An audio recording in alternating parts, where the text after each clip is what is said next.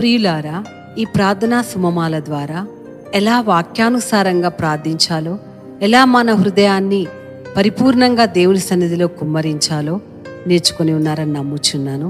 అంతేకాదు, మరి ప్రార్థనా సుమమాల ప్రతి ఎపిసోడు మీ బంధువులకి, మీ స్నేహితులకి కూడా షేర్ చేస్తూ వాళ్ళు ఆత్మలో వర్ధిల్లేలా సహాయపడాలని కోరుకుంటున్నాను. అంతేకాదు, మీ అమూల్యమైన సలహాలు కూడా మాకు పంపించాలని కోరుకుంటున్నాను. ఈ 40వ ఎపిసోడ్ ద్వారా ఈ ప్రార్థనా సుమమాలను ముగిస్తున్నాను. మరి వచ్చే 2 నెలల్లో కొత్త అంశంతో మీ ముందుకు రాబోతున్నాము. ఆదరించినందుకు మీ అందరికీ మా కృతజ్ఞతలు చెల్లించుకుంటూ, యేసు నామమున మిమ్మల్ని దీవిస్తూ ఆశీర్వదిస్తూ, ప్రభు కృప ఎల్లప్పుడూ మీకు తోడై ఉండాలని కోరుకుంటూ, మనవులన్నీ మా నాథుడైన యేసుక్రీస్తు నామములో అడిగి వేడుకుంటున్నాము తండ్రి. ఆమేన్.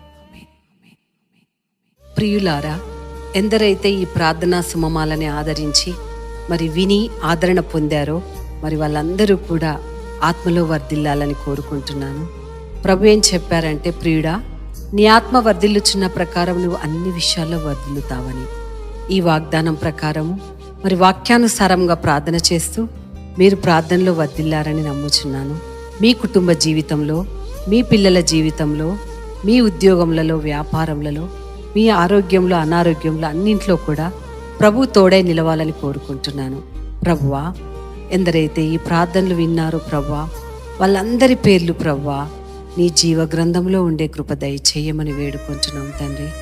యేసయ్యా, వీళ్ళందరినీ జ్ఞాపకం పెట్టుకోమని వేడుకుంటున్నాం తండ్రి. ఎత్తబడే గుంపులో ఉండే కృప దయచేయమని వేడుకుంటున్నాను.